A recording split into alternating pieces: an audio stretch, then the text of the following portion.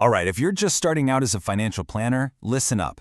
I'm going to share the single most important lesson I've learned in all my years in this business. Seriously, this isn't something they teach you for the exam, but it's the one idea that's going to make or break your career.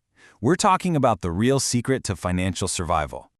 I want you to tattoo this quote on the inside of your eyelids. Seriously, this right here, this is it. This is the one thing that separates the advisors who are still around in 20 years from the ones who completely flame out during the first big market crash. See, rookies, they sell performance, but the pros, we sell resilience. And that starts with one simple, hard truth. That beautiful, perfect plan you just spent hours building for your client, yeah, it's absolutely 100% guaranteed to fail.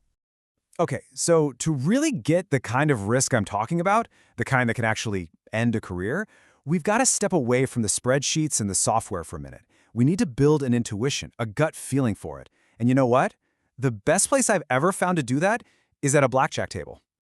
So just picture it right now. You're at the table, you can smell the old felt. The room is dead quiet. It's just you staring down the dealer. And let's be clear, this isn't some friendly weekend game. The stakes here, well, they're about as high as they can possibly get. You glance down at the stack of chips in front of you. But here's the thing, they're not just plastic chips. That stack, that's your client's entire life savings. It's their retirement. It's their kids' college fund. It's everything they have ever worked for.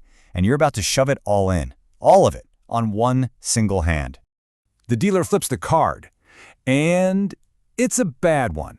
And just like that, it's over. The whole stack gets swept away. Gone.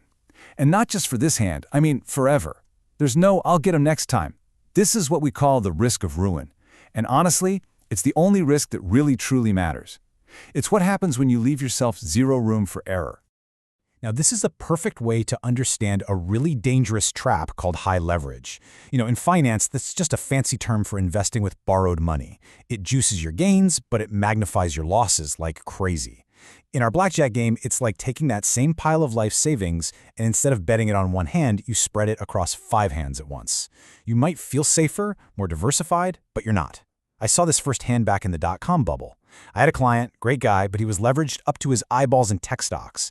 When that bubble burst, it wasn't just one bad hand, it was one turn of the cards that wiped out everything, on every hand, all at the same time. Devastating. So this really brings us to the two kinds of financial plans you can build for a client. On one side, you've got what I call the precise plan. This thing is a total house of cards. It needs the market to deliver exactly 8% a year, every year. It assumes your client will never get laid off, never get sick. It's brittle. Then on the other side, you have the survival plan. This plan is built on the assumption that things will go wrong. It expects recessions. It plans for bad luck. It's not a house of cards, it's a fortress. Okay, so if we agree that survival is the name of the game, then how in the world do we build that fortress for our clients? Well, we do it by forging something I call financial armor. This is where the concept of margin of safety stops being a theory and becomes something real and tangible.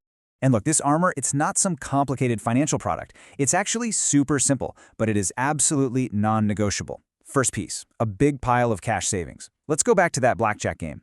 This cash, this is the stack of chips you wisely kept in your pocket instead of putting on the table.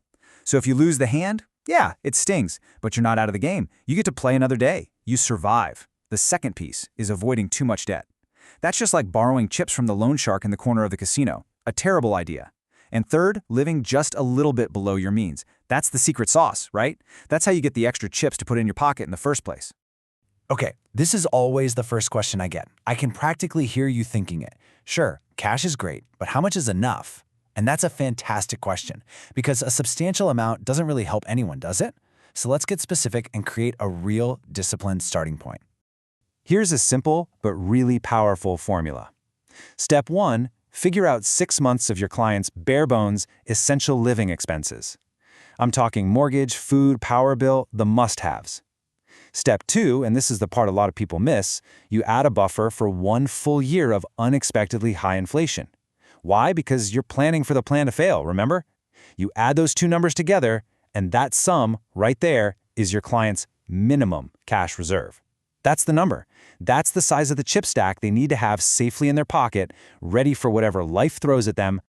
All right, let's bring this all home. I want to give you a direct mandate for your practice. If you take away only one thing from our chat today, let it be these 3 rules.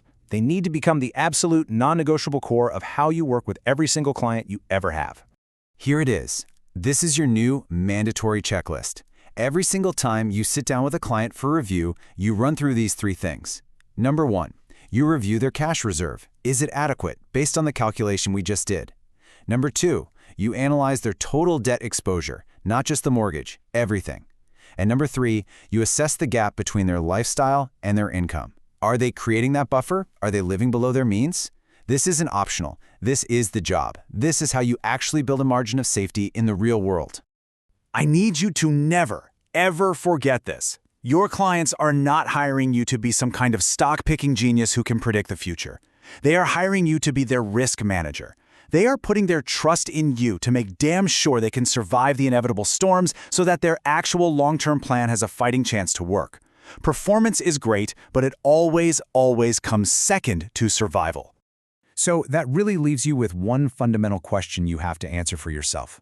What is your real job? Is it to build a perfectly optimized plan on a spreadsheet, or is it to make sure your client survives when that perfect plan inevitably shatters on contact with reality? Look, anyone can make a pretty spreadsheet. Your real value, what will make you a great advisor, is building a plan that's messy, flexible, and tough enough to take a punch. Your job is to plan for the failure. Think about that.